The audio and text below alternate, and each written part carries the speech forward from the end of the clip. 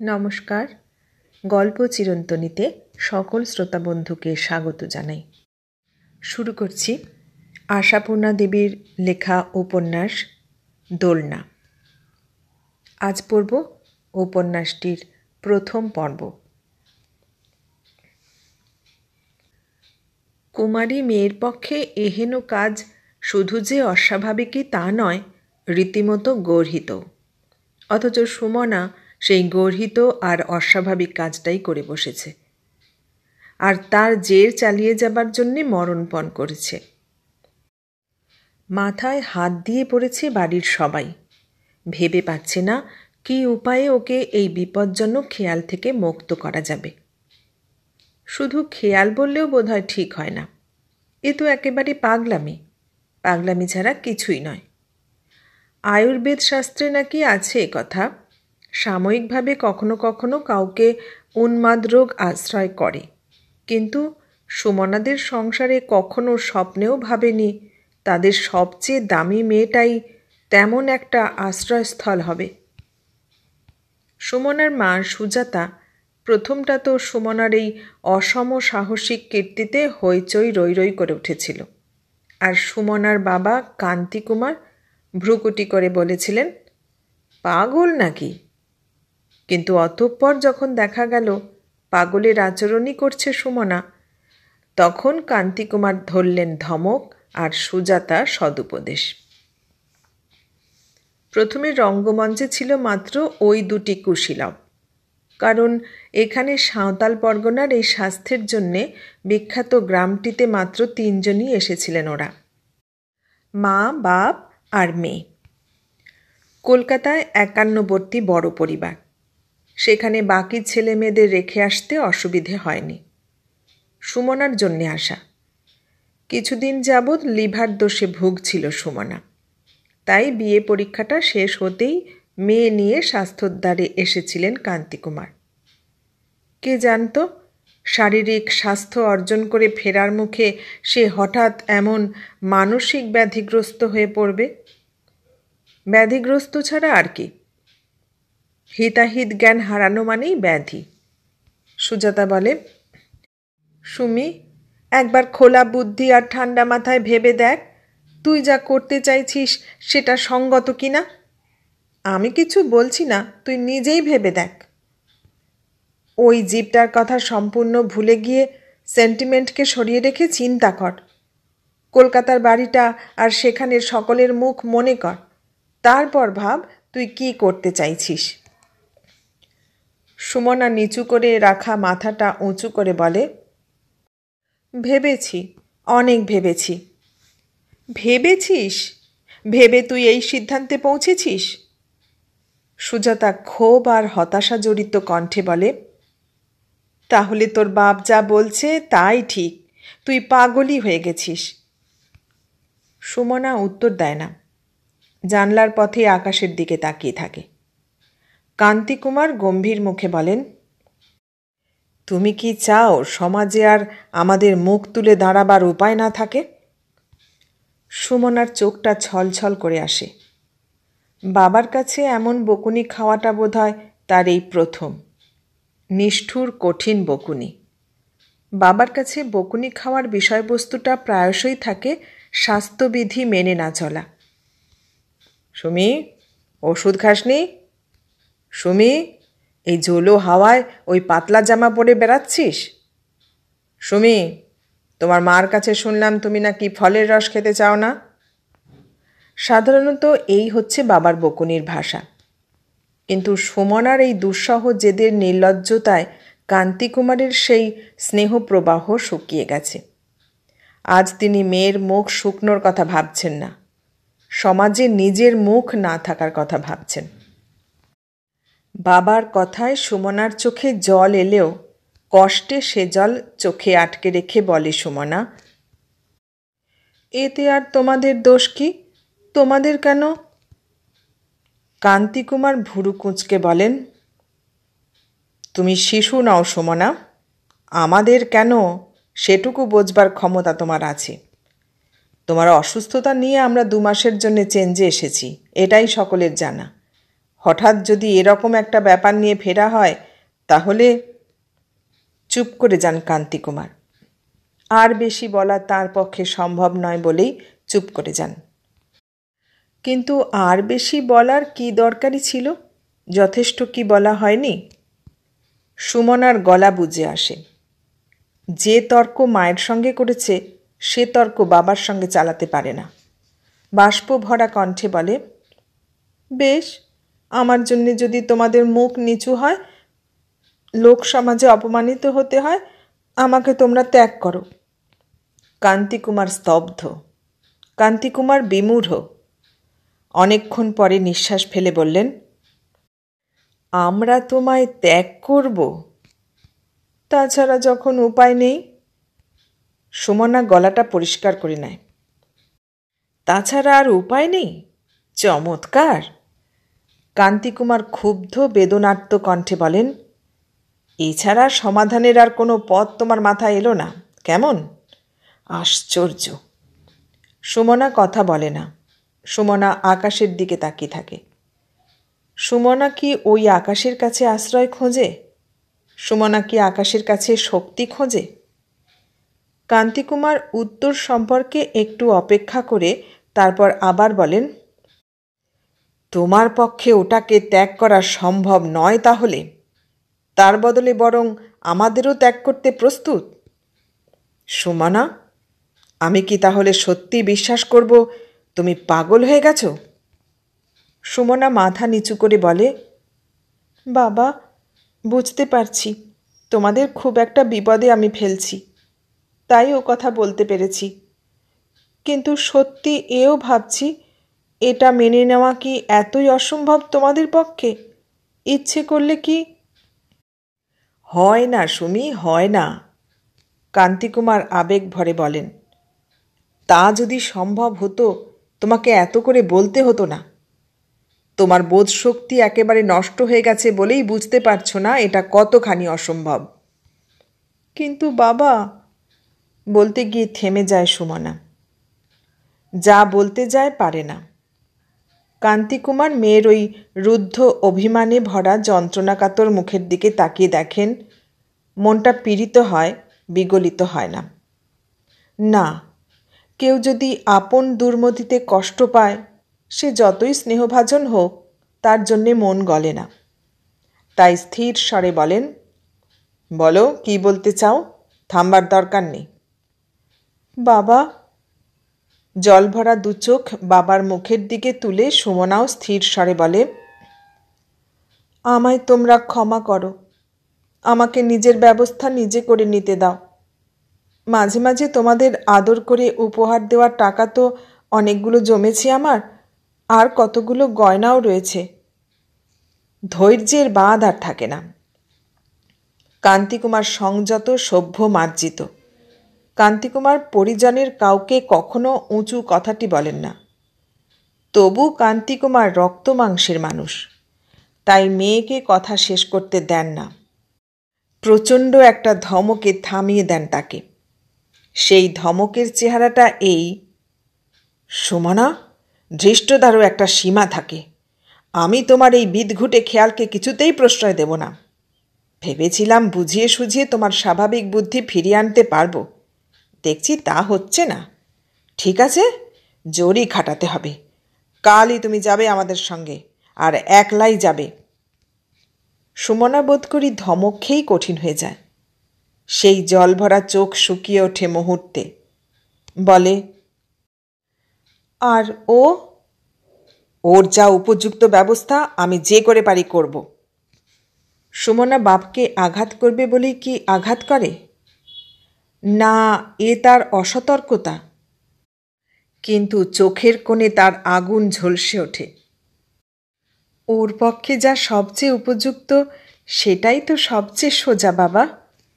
তীক্ষ্ণ ব্যঙ্গের একটা ছুরি সুমনার অমন নরম গরনের ঠোঁটের রেখায় উঁকি মারে।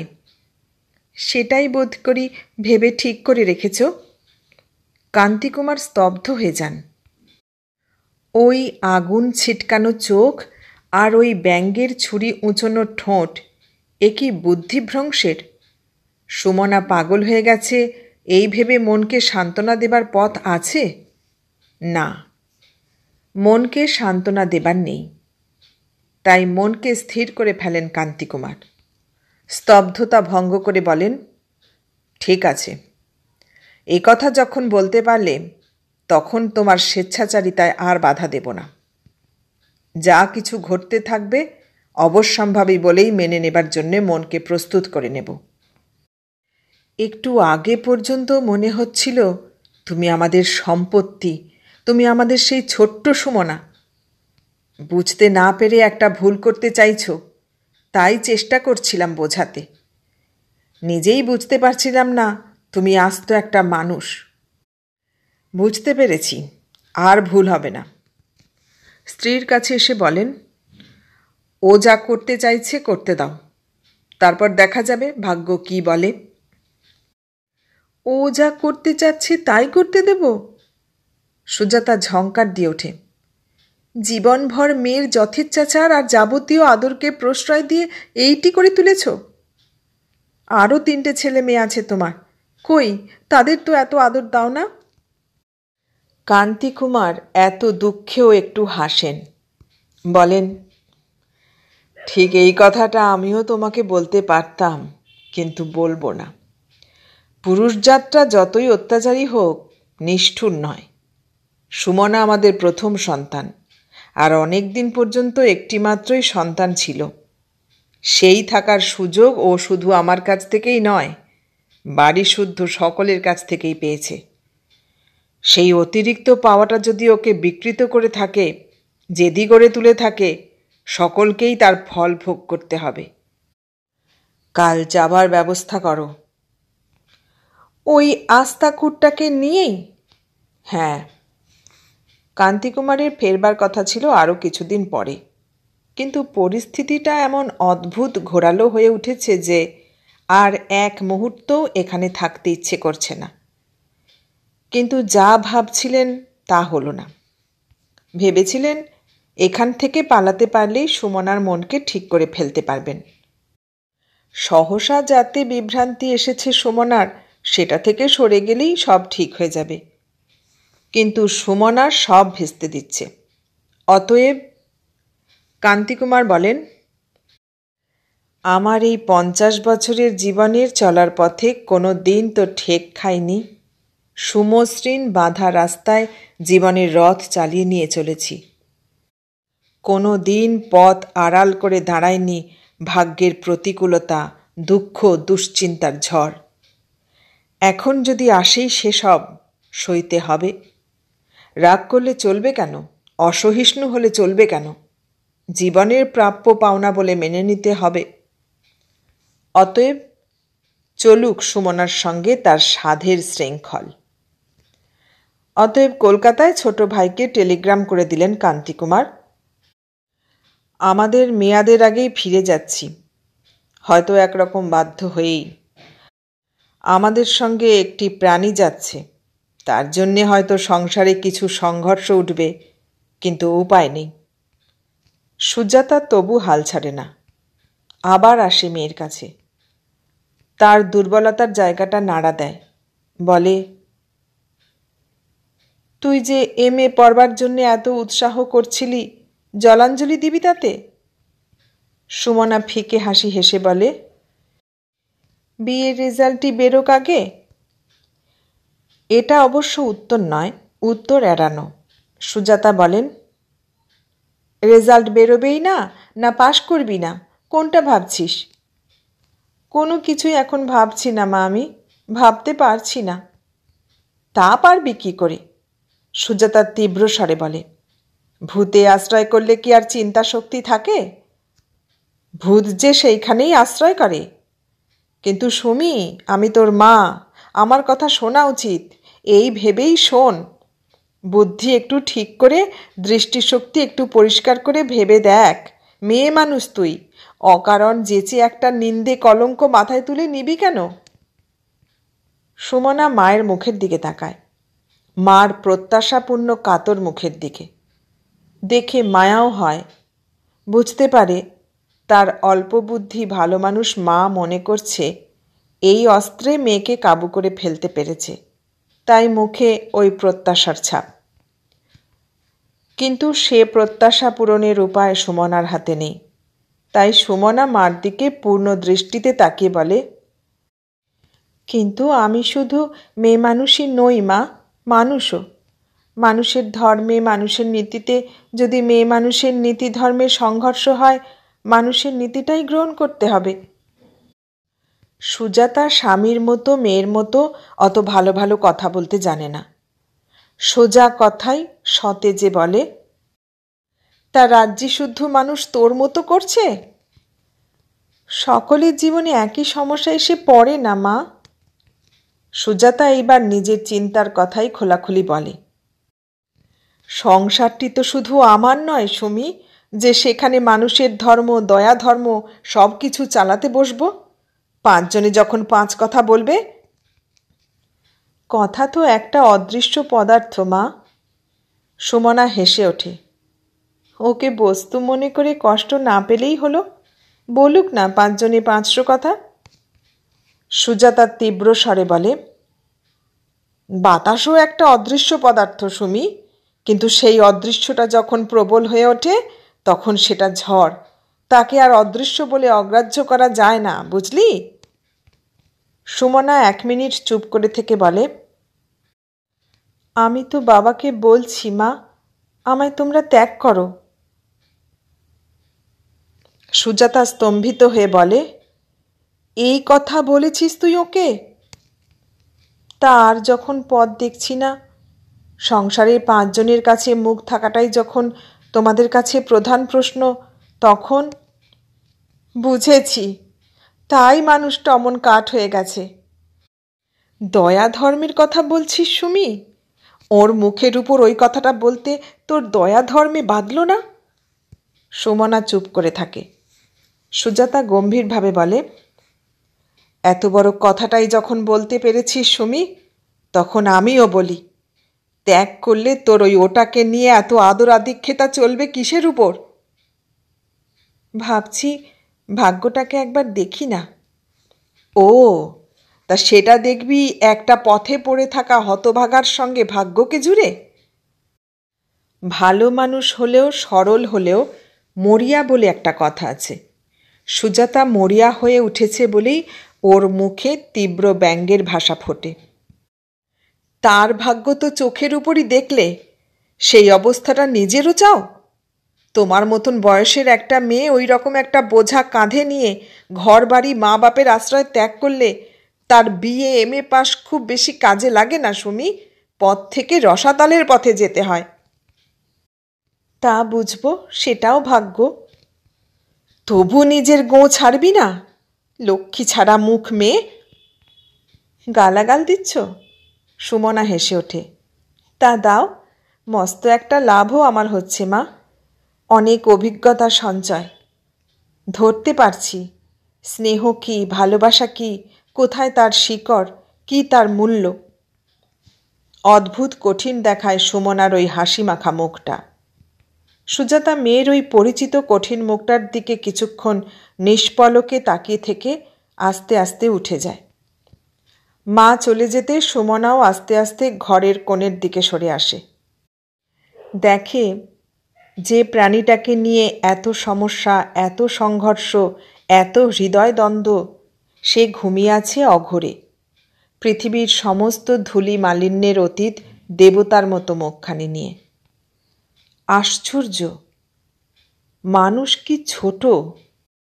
বুদ্ধি, পাণ্ডিত্য, শিক্ষা, সভ্যতা, দয়া, ধর্ম, মনুষ্যত্ব কত কিছুরই বড়াই তার। তবু কি ছোট! এত ছোট যে এটুকু ছোট্ট জিনিস সহ্য করে নেবার শক্তি নেই তার।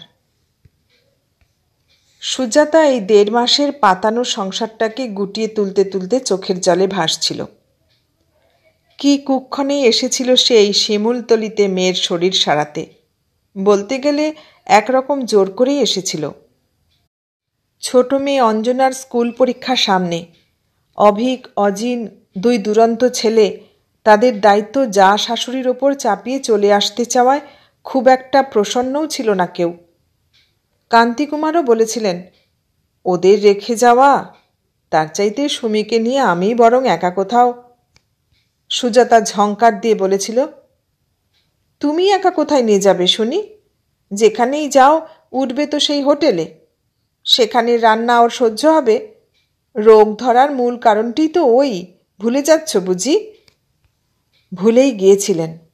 মনে পড়ল কান্তিকুমারের। গত পুজোর সময় 2 মেয়ে আর 2 ভাইঝিকে নিয়ে কয়েকদিনের জন্যে রাঁচি বেড়াতে গিয়েছিলেন। অতএব হোটেল ছাড়া আর গতি কি? তা সেই হোটেলের ঝাল মশলা সংযুক্ত রান্না আর শক্ত ভাতই নাকি সুমনার স্বাস্থ্যভঙ্গের কারণ। অন্তত সুজাতার তাই ধারণা। কান্তিকুমার অতএব চুপ। সুজাতার নিজের সপক্ষে আরও যুক্তি খাড়া করেছিল, ছেলে মেয়ে 3টিকে রেখে যেতে তোমার তো ভাবনার শেষ নেই। একান্নবর্তীতে থাকার আর সুখটা কি তাহলে? আমাকে 12 মাস অন্যের দায় পোহাতে হচ্ছে না? এই যে ছোট বউ যখন তখন বাপের বাড়ি চলে যায়, থাকে না ওর মেয়ে? স্কুলের ছুটি অছুটি বাঁচে ছোট বউ? দিদি যে সমস্ত পালা পর্বণে গুরু আশ্রমে যাচ্ছেন, থাকে না ওর ছেলেটি? কান্তিকুমার এত খোলাখুলি এইসব স্থূল কথা আদৌ সহ্য করতে পারেন না। অথচ সুজাতার কথার এই ধরন। ও স্বামীর কাছে যা বলে স্পষ্ট বলে। আর সত্যি, সকলের কাছেই তো রেখে ঠেকে কথা বলতে হয়। স্বামীর কাছেও যদি মনের কথা খুলে না বলতে পারে, বাঁচবে কি করে? আসলে শাশুড়ি জায়েদের অপছন্দ ভাবটাই সুজাতার জেদকে উস্কে দিয়েছিল। কেন যাবে না সে? যাবার জন্যে উপযুক্ত একটা কারণ যখন উপস্থিত হয়েছে। স্বামীরা তো রোজগার, ইচ্ছে করলে কত কী তো করতে পারে সুজাতা, কিন্তু কে কি ভাববে ভেবে করতে পারে না। এবার মনের জোর করে এসেছিল, কিন্তু ভগবান এমন বাদী যে সেই কে কি ভাবারই মস্ত একটা কারণ নিয়ে ফিরতে হচ্ছে তাকে। এই যদি শুধু স্বাস্থ্যে টলমল মেয়েকে নিয়ে ফিরতে পারত সে, সবাইকে তো বড় মুখ করে দেখাতে পারত, বলতে পারত, 5 জনের মুখ না চেয়ে জোর করে চলে গেলাম বলেই না এটি হলো। এই 1 মাসেই তো যথেষ্ট কাজ হয়েছিল। সেরে উঠেছিল সুমনা। মুখের সেই পাণ্ডুর ভাব, শরীরের সেই ক্লান্ত ঢিলে ভাব সব দূর হয়ে গিয়েছিল। ইদানিং কতখানি করে হাঁটতে পারছিল। অনেকখানি করেই পারছিল। ভাবতে গিয়ে থমকে গেল সুজাতা, যেন হোঁচট খেল। অতটা না পারলেই বুঝি ভালো ছিল। যদি না পারত তাহলে তো চলে যেত না সেই সাঁওতাল বস্তি ছাড়িয়ে জঙ্গলের ধারে। অবাক হয়ে যাচ্ছে সুজাতা। কদিন ধরেই ভাবছে আর অবাক হচ্ছে। সুজাতার ভাগ্যেই ঠিক সেই সময়, ঠিক সুমনার চলার পথের ধারে পড়ে থাকতে হয় সুজাতার শাস্তির শনি। একদিনই তো মাত্র অতটা হেঁটে গিয়েছিল সুমনা। সুজাতা কেন একা ছেড়েছিল মেয়েকে? ভাবল সুজাতা। মনের কপালে করাঘাত করল। সুজাতা যদি সঙ্গে থাকত তাহলে কি সুমনা এই অঘটনটা ঘটিয়ে তুলতে পারত? পারত না, ছুঁতেই দিত না সুজাতা। এখানেও একবার হোঁচট খেতে হলো সুজাতাকে। দিত না? সে জোর কি আছে সুজাতার? ছোট থেকে কখনো পেরেছে মেয়ের কোনো খেয়ালকে নিবৃত্ত করতে? সেই কোন ছোটবেলা থেকে পথের জিনিস কুড়িয়ে কুড়িয়ে ঘরে এনে তোলেনি সুমনা? মায়ে তাড়ানো বাপে খেদানো রাস্তার কুকুরছানা নিয়ে এসেছে 3 বার। যখন তখন কোথা থেকে না কোথা থেকে এনেছে কুচি কুচি বেড়াল ছানা। সবাই ঘিন ঘিন করেছে, ছিছি করেছে, সুজাতা পর্যন্ত ছাড়েনি দূর দূর করতে, কিন্তু সুমনাকে টলাতে পারা যায়নি। তাদের বুকে করে বসে থেকেছে, নিজের দুধ থেকে দুধ খাইয়েছে, নিজের জামা ফ্রক পেতে শুইয়েছে, তাদের মানুষ করে তুলতে জীবনপণ করেছে। আজও রাস্তার জিনিস কুড়িয়ে এনে ঘরে তুলেছে সুমনা। শুধু এটা কুকুর বেড়ালের ছানা নয়, মানুষ ছানা। কিন্তু কুকুর বেড়ালের চাইতে কি উচ্চ পদ দেবে কেউ তাকে? মানুষ বলে গণ্য করবে? সুজাতা নিজেই কি তা করছে? করছে না। সুজাতা সবসময় সিঁটিয়ে আছে আর ভাবছে ওই জঙ্গলের ধারে শেয়াল কুকুরের মুখ থেকে রক্ষা পেল কি করে জীবটা? নিদেন পক্ষে সাঁওতালিরাও তো নিয়ে যেতে পারত। তা নয়, সুজাতার সংসারে শান্তি নষ্ট করতে সমস্ত কিছুর চোখ এড়িয়ে বেঁচে রইল হতভাগাটা। রাক্ষস, রাহু, শনি, কুকুর বেড়ালের মতোই ঘৃণ্য, অথচ তাদের মতো সমস্যাহীন নয়। ডাস্টবিনের কুকুরকেও কেউ অপবিত্র বলে না, তাদের জন্মের সুচিতা নিয়ে মাথা ঘামায় না, সাবান দিয়ে ধুয়ে তুলে নিয়েই বিছানায় বসায়, কোলে বসায়। হঠাৎ স্বামীর ওপর রাগে সর্বশরীর জ্বালা করে উঠল সুজাতার। হাতের কাজ ফেলে বসে পড়ল সে। উনি এর কারণ। ছোটবেলায় যখন মেয়ে পথ থেকে কুকুর বেড়ালের ছানা কুড়িয়ে এনেছে, বাড়ির সবাই মারমুখী হয়ে দূর দূর করেছে, কান্তিকুমারী মেয়েকে আহ্লাদ দিয়ে বলেছেন, আহা থাক না, কচি মনের মায়াটাকে অমন করে মারিয়ে দিও না। এখন নিজেই কেন অমন দিশেহারা হয়ে যাচ্ছেন কান্তিকুমার? কই, মেয়ের কোমল মায়াটুকুকে তো আদর করে আহা বলতে পারছেন না, গুম হয়ে গেছেন কেন? সুজাতা ভাবল, জীবনে মানুষ বহু যন্ত্রণা সহ্য করে নেয়, অনিবার্য বলেই নিতে বাধ্য হয়। কিন্তু যা অনিবার্য নয়, সম্পূর্ণ উড়ো আপদ, তাকে মেনে নেওয়া যায় কি করে? মন যে বিদ্রোহী হয়েই থাকে। না, সুমনার খেয়ালে সৃষ্ট এই বিপদের যন্ত্রণা সহ্য করে নেওয়া হবে না। সেদিনটাকে যদি স্লেটের লেখার মতো হাত দিয়ে মুছে দিতে পারত সুজাতা, সেই ক্রূর কুটিল দিনটাকে। অথচ সেদিনটা তার 2 মিনিট আগে পর্যন্ত ভারী মনোরম একটি চেহারা নিয়েই প্রকাশিত ছিল। বড় সংসারের অন্তরালে বড় রোজগেরে স্বামীকে তো চোখে দেখতেই পায় না সুজাতা। অথচ কোন ফাঁকে যে বেড়ে গেল বয়স, 40-এ পা ফেলল। পুজোয় কোর্ট অনেক দিন করে বন্ধ থাকে। অনেক দিন ধরেই তো বেরিয়ে বেড়াতে পারে সুজাতা নিজের ছেলে মেয়ে আর স্বামীকে নিয়ে, কিন্তু তা হয় না। বাড়ির আরও অনেক সমস্যাকে কুড়িয়ে বাড়িয়ে অনেক সমারোহ করে হয়তো 12-15টা দিন বেরিয়ে আসেন কান্তিকুমার। 15 দিনেই টাকার ঘণ্ট হয়ে যায়।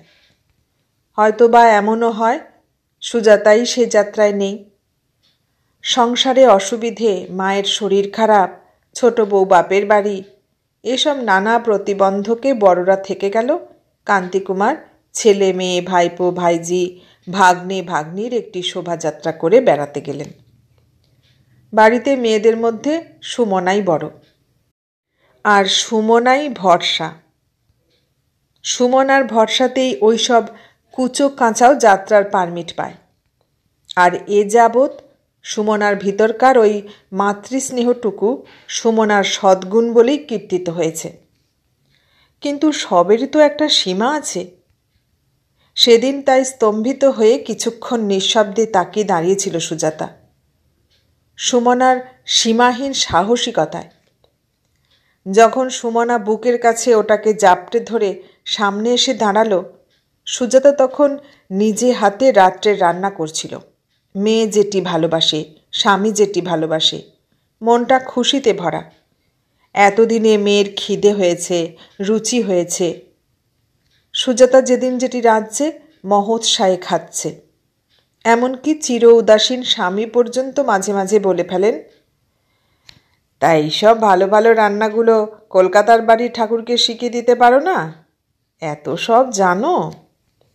সুজাতা মুখে বলে, হ্যাঁ, শেখালেই শিখছে। যে আসে সেই তো নিজেকে মস্ত একটি পাকা রাঁধুনি বলে জাহির করে। যে খুন্তি ধরতে জানে না সেই বলে সাহেব বাড়ি কাজ করে এসেছি। কিন্তু মনে মনে বলে, সেই 12 ভূতের বাড়িতে এইসব শৌখিন রান্না। আর জানো না তো ফৈজত কত? তোমার মায়ের এক আতপ চালের হেঁসেল, তোমার বোষ্টম দাদা বৌদির এক পেঁয়াজ মাংস বর্জিত আমিষ হেঁসেল, আবার অমেধ্য ভোজনকারীদের আর এক হেঁসেল। আর তারাই তো জাতিচ্যুত। যারা মাংস খায় তারা তো পতিত। তাদের জন্যে বরাদ্দর ব্যবস্থাও নগণ্য। মনের কথা মুখ ফুটে বললে কান্তিকুমার বিরক্ত হবেন, সে কথা হাড়ে হাড়ে জানা সুজাতার। কখনো কখনো অন্য বিষয়ে বলে ফেলে, কিন্তু খাওয়া দাওয়ার ব্যাপারে নইব চ। কে জানে বা স্বামী কি মেজাজে ঝপ করে বলে বসবেন, এসব খেয়ে আর সহ্য হচ্ছে না আমার। সুতরাং নিজের হাতে গড়া এই 1.5 মাসের সংসারটি এখন সুজাতার জীবনের অক্ষয় সঞ্চয়। সুমনা অবশ্য মাঝে মাঝে বলে, বাবা সারাদিন কি এত কাজ, এত খাটতেও পারো তুমি মা? কিন্তু সুজাতা সে কথা হেসে ওড়ায়। এইটুকু সংসারের কাজ আবার কাজ? কলকাতার সেই মস্ত সংসারের শুধু দুধ জল খাবারও যে এ খাটুনির চতুর্গুণ। না, এবার থেকে জোর করেই প্রত্যেক বছর বেরিয়ে পড়বে সুজাতা। সেদিন রান্না করতে করতে এই কথাই ভাবছিল সুজাতা, যে দিনটাকে এখন তার স্লেটের লেখার মতো মুছে ফেলতে ইচ্ছে করছে। সুমনা এসে দাঁড়িয়েছিল। সুজাতা চমকে আর শিউরে বলে উঠেছিল, ও কি?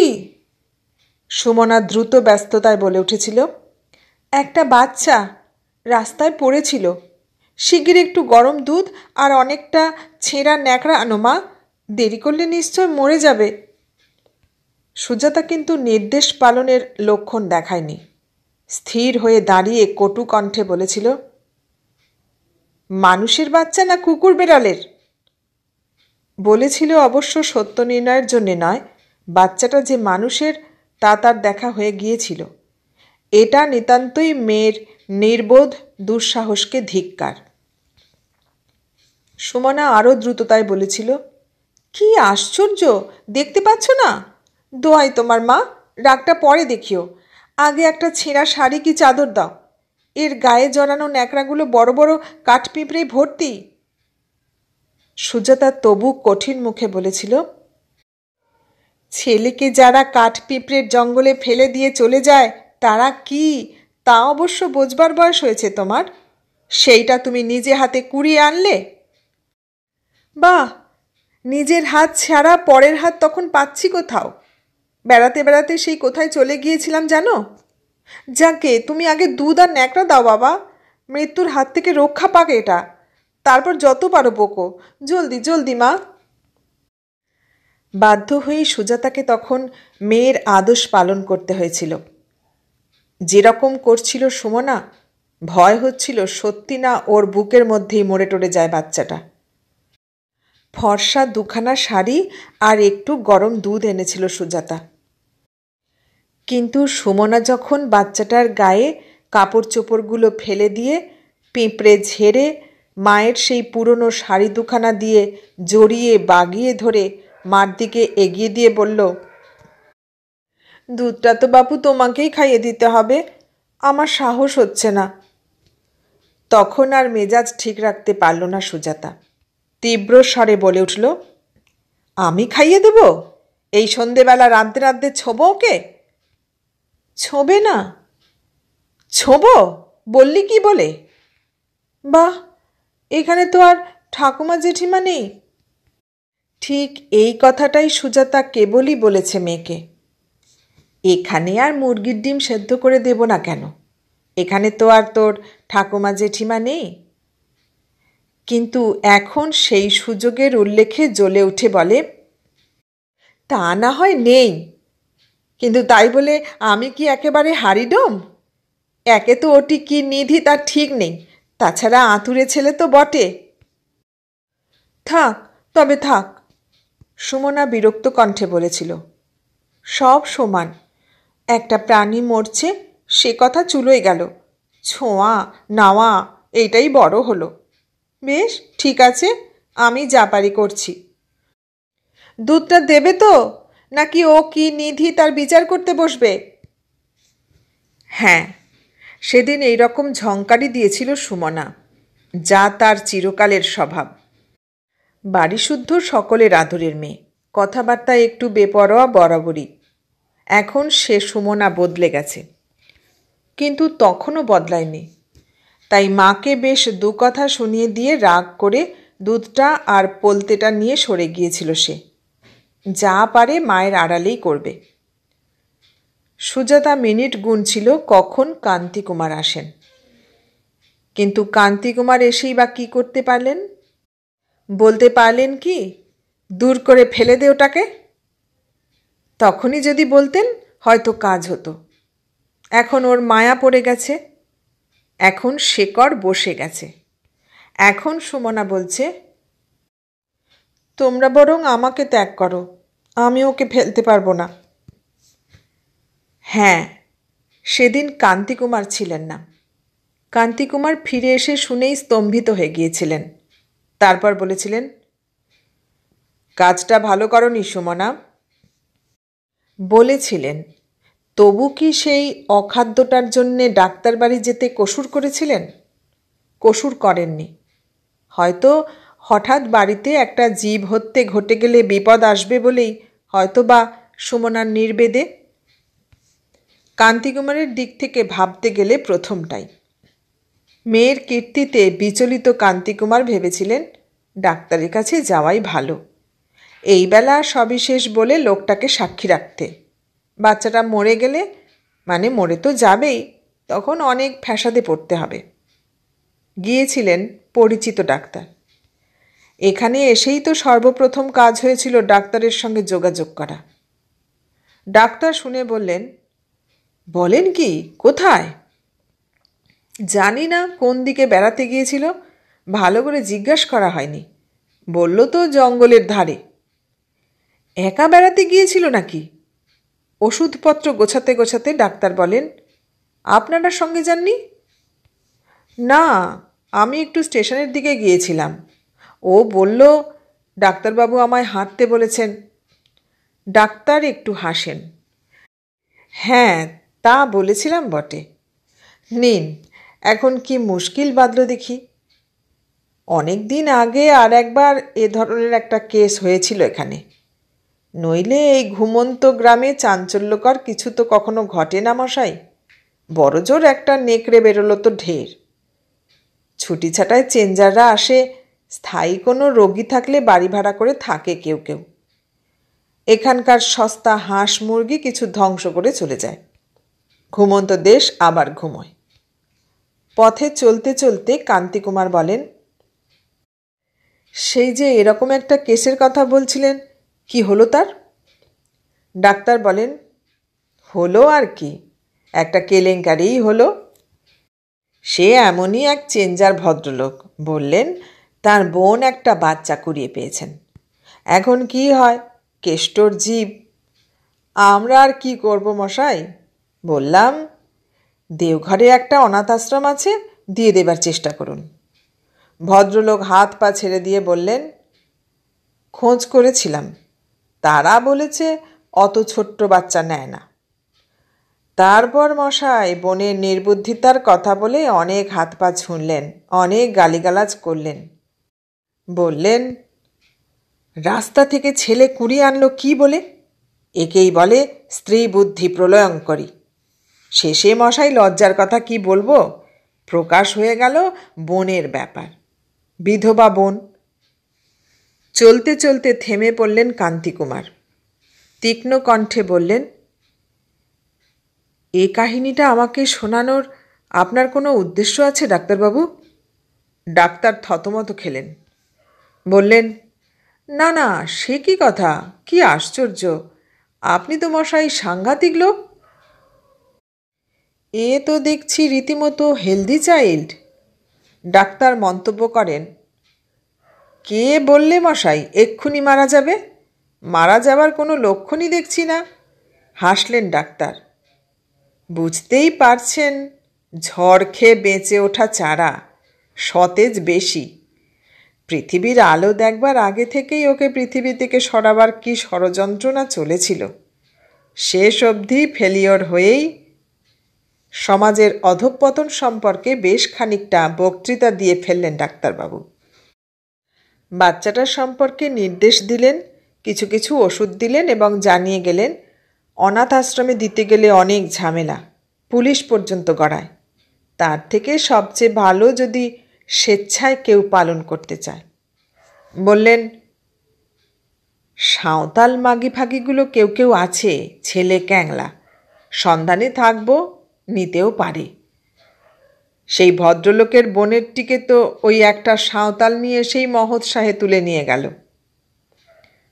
ডাক্তারকে হ্যারিকেন ধরে পৌঁছে দিয়ে আসে এদের চাকর। সেই সন্ধ্যার কথাটা আবার মনের মধ্যে তোলাপাড়া করতে থাকে সুজাতা।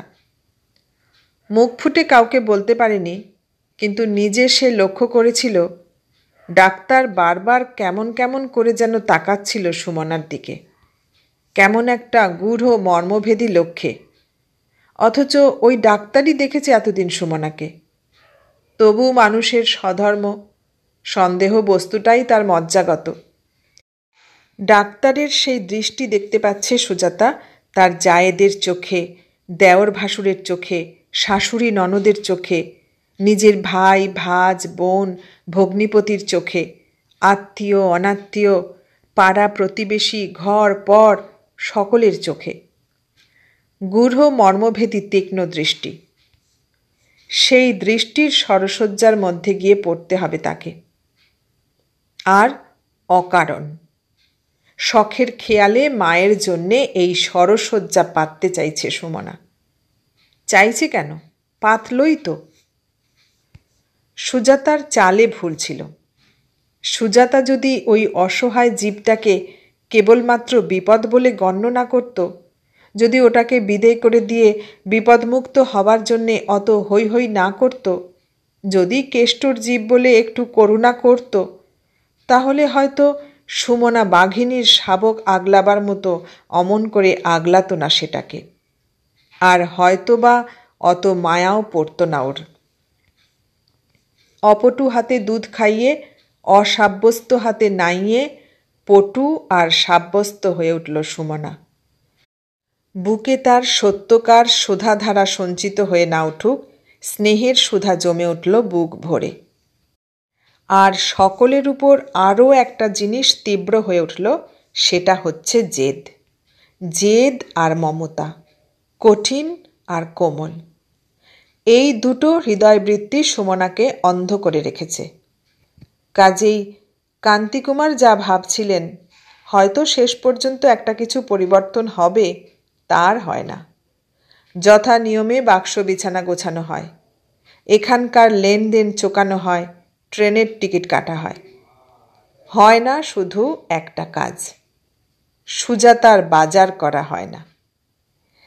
এখানকার লোহার বাসন সস্তা, এখানকার বঁটি কাটারি ভালো, তাই সুজাতা মনে মনে সংকল্প করে রেখেছিল যাবার আগে এক প্রস্থ ঘর সংসারী বাসন কিনে নেবে। না, তাদের সেই বৃহৎ গোষ্ঠীর উপযুক্ত বিরাট বাসন কোসন নয়, ছোট্ট সংসারের মতো। সেই সরঞ্জামগুলি নিয়ে বছরে বছরে বেড়াতে বেরোবে সুজাতা। সব ছেলে মেয়ে কটিকে সঙ্গে নেবে, এখানে সেখানে ডেরা বাঁধবে, আর মনের মতো করে মনের স্বাদ মিটিয়ে যত্ন করবে তাদের। কিন্তু আর কি দরকার দোকানে বাজারে?